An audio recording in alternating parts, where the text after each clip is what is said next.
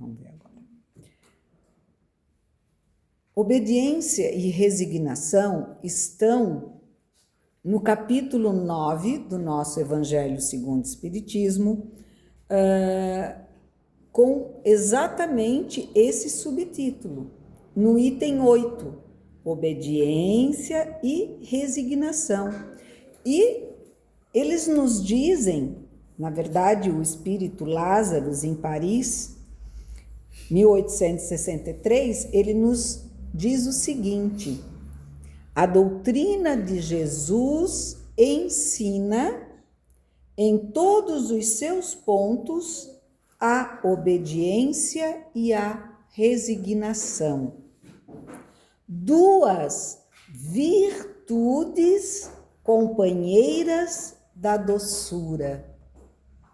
Nada parecido com que nós, muitas vezes, em vários momentos de nossa vida, né, nos sentíamos quando ou desejávamos a obediência de alguém ou nos tornávamos obedientes a alguém ou alguma coisa.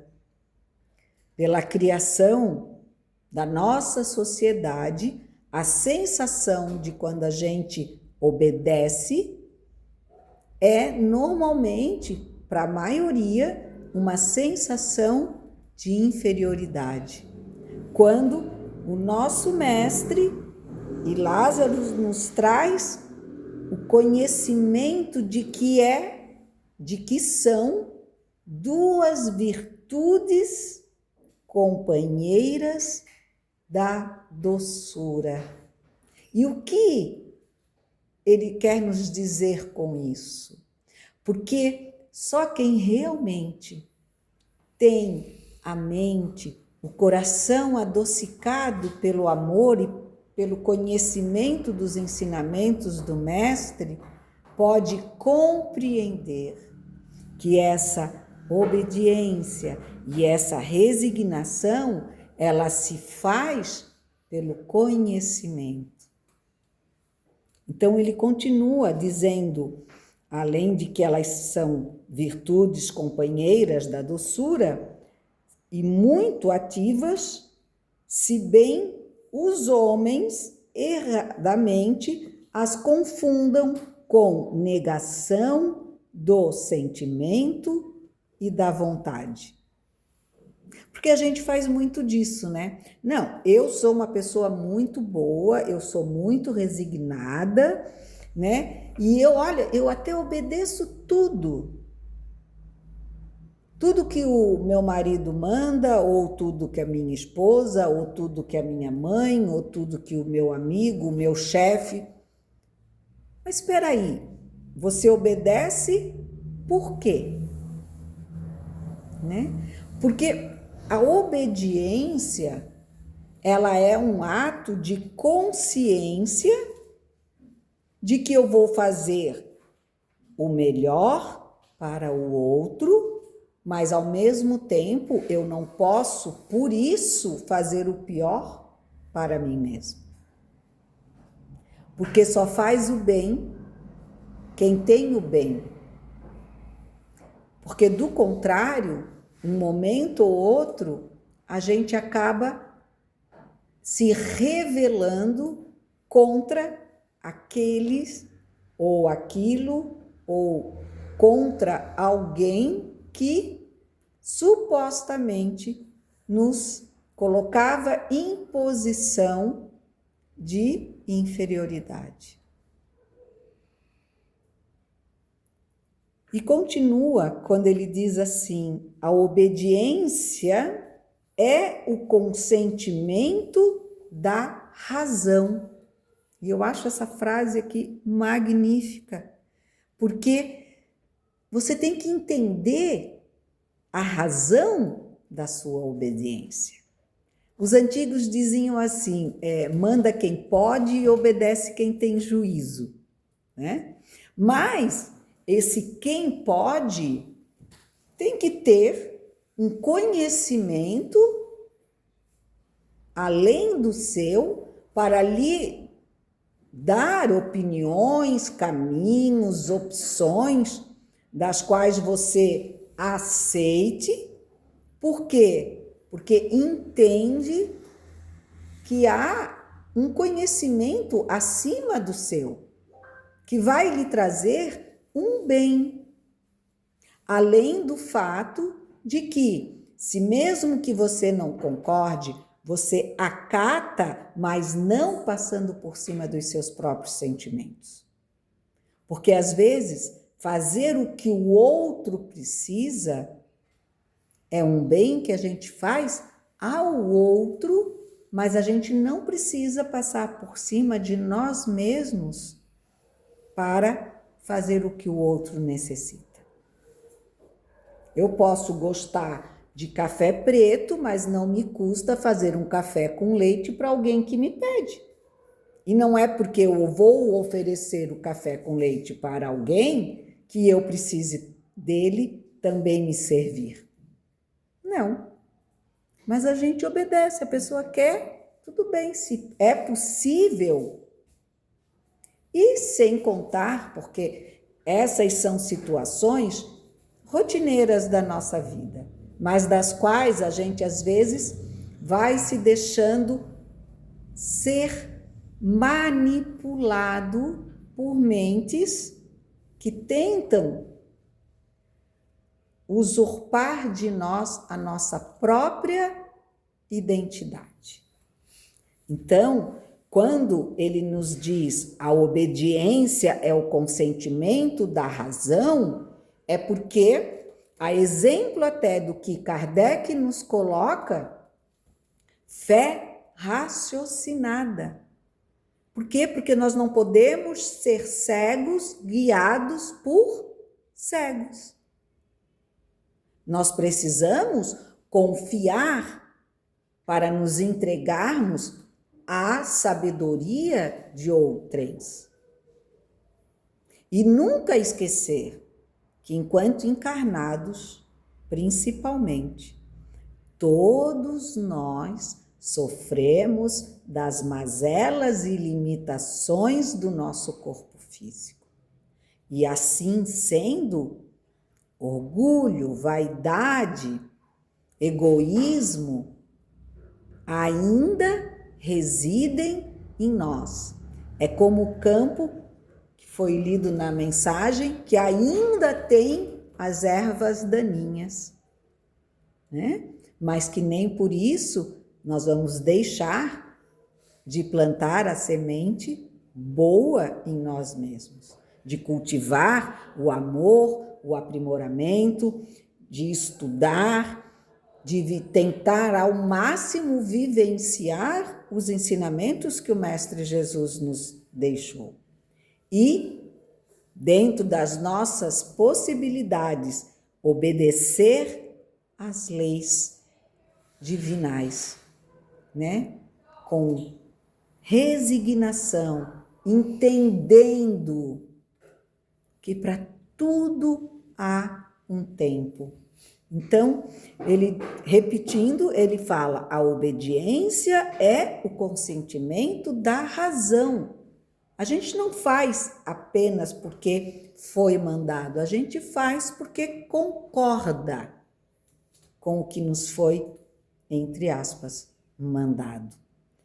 Porém, a resignação é o consentimento do coração.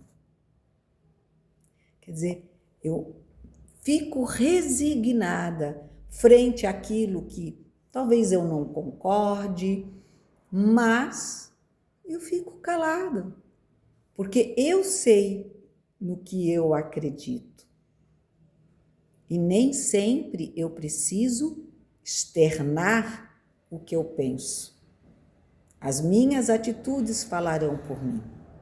Foi assim que Francisco de Assis, né, nos pediu para falar de Cristo. Ele dizia: vão e preguem, mas se preciso for, usem as palavras.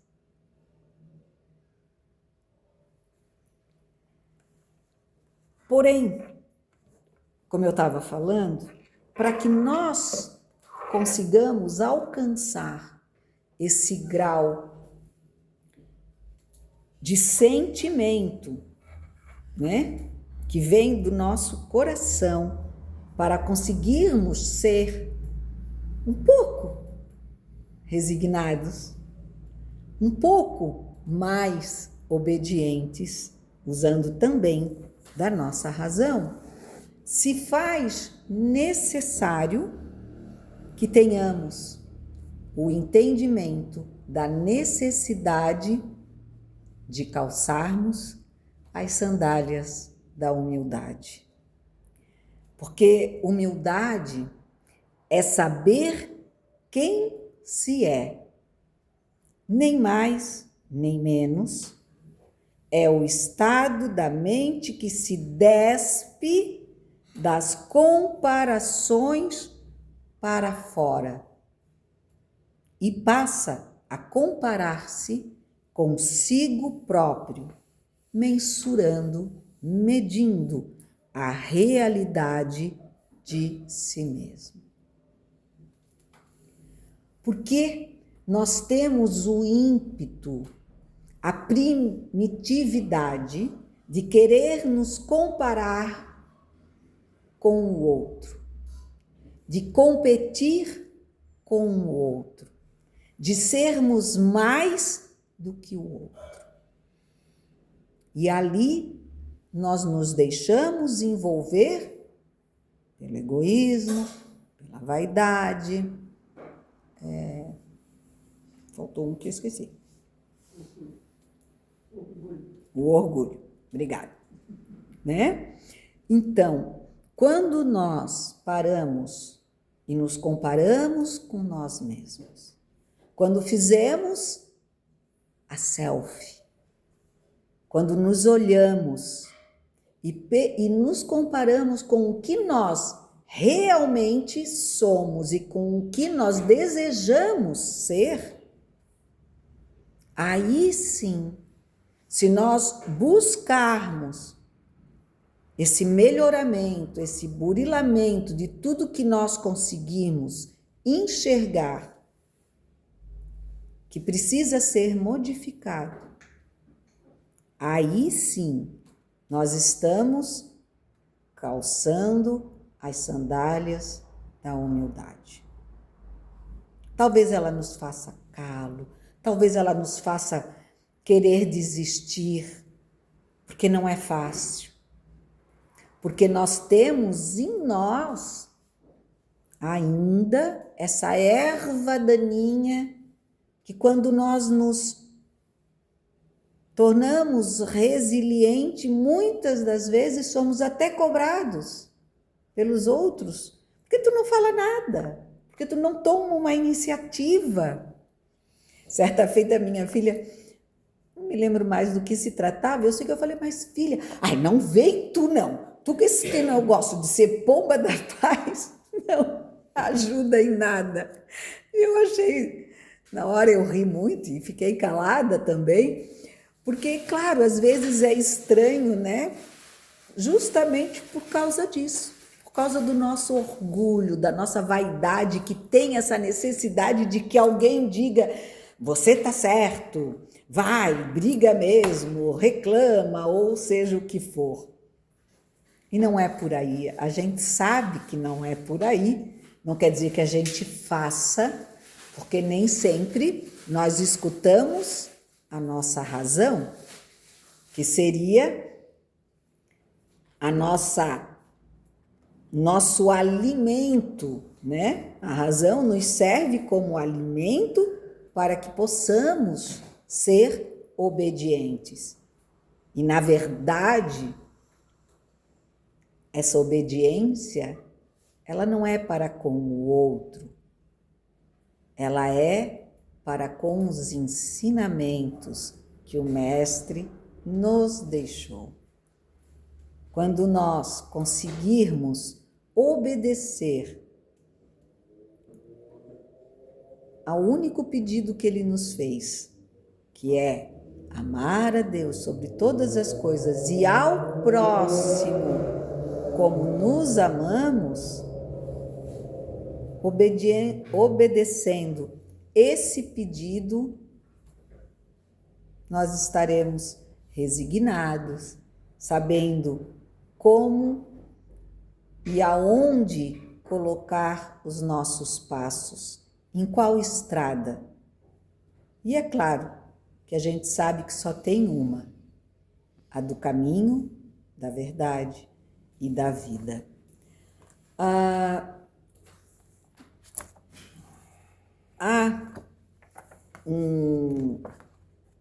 Eu estou falando agora com o livro Escutando Sentimentos, do Vanderlei S. de Oliveira, pelo espírito de Hermance Dufox, e ele tem, numa parte, uma pergunta que diz assim: por que temos essa sensação de egoísmo na atitude de nos amarmos?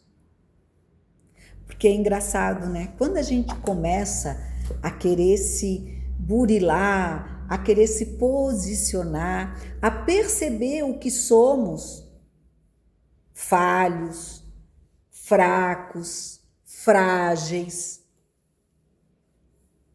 a nos amarmos, mesmo acima de qualquer dificuldade que nós ainda tenhamos de ser o que gostaríamos de ser, ou, como disse Paulo, apesar de nós ainda fazermos o mal que não desejamos e não conseguirmos fazer todo o bem que desejamos, nós nos amamos.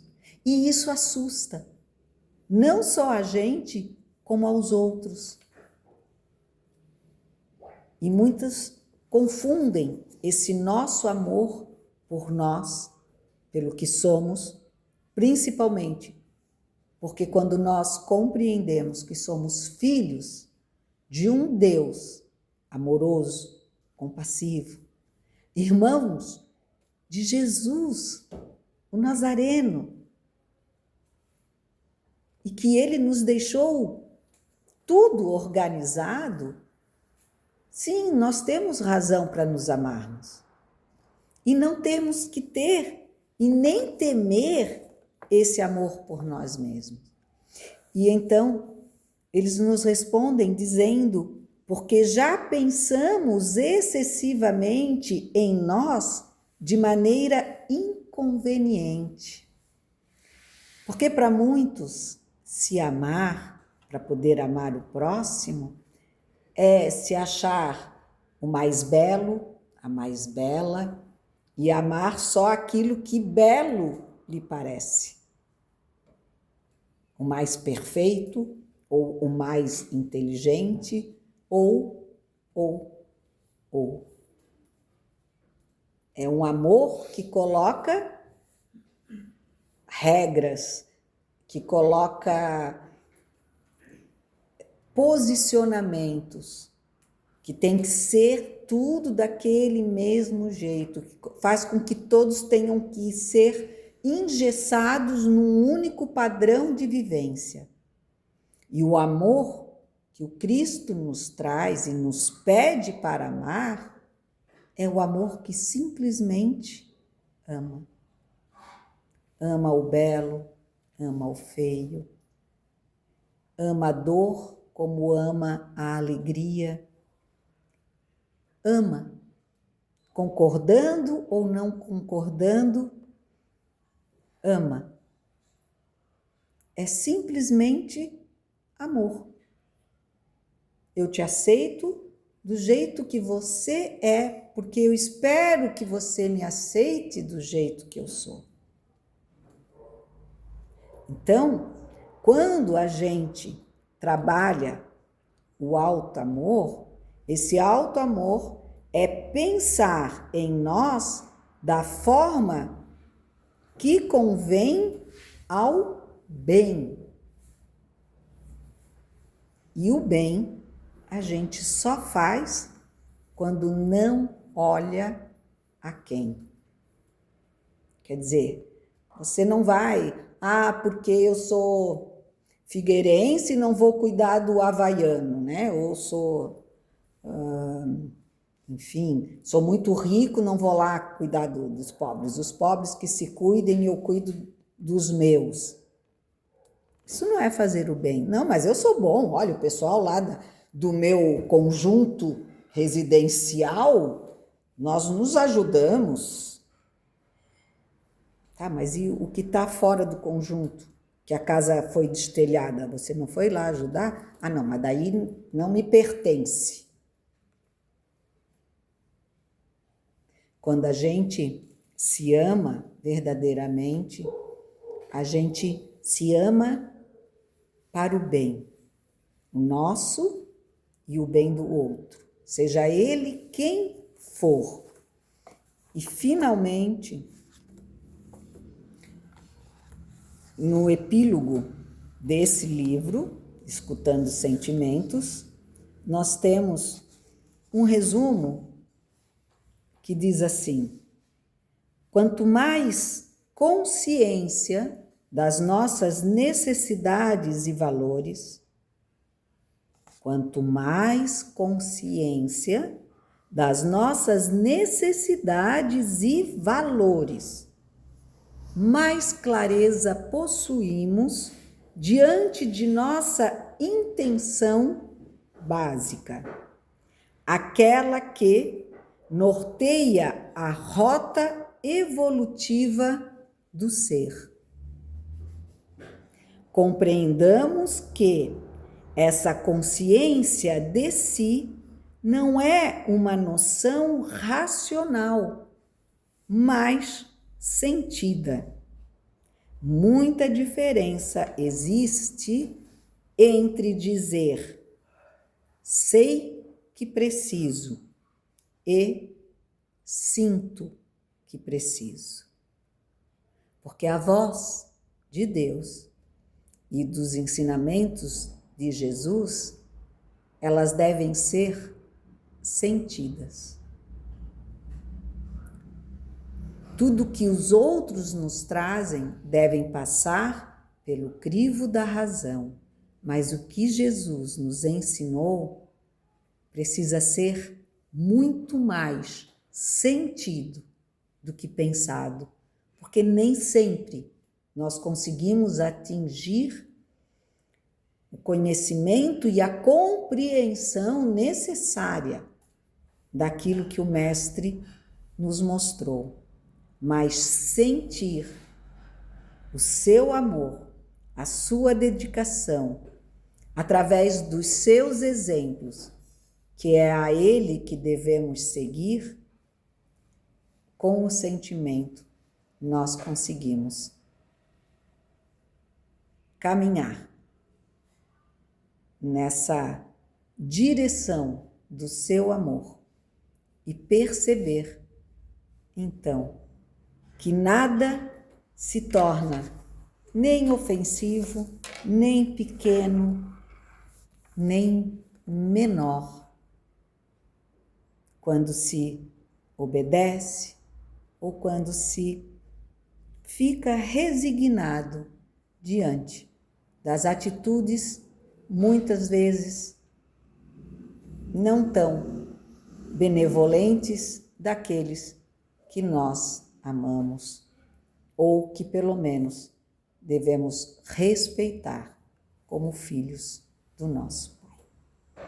Que tenhamos uma excelente semana, pensando, raciocinando, sentindo e diferenciando principalmente que a obediência e a resignação não são atributos da fraqueza humana, mas sim do amor que o Mestre nos ensinou.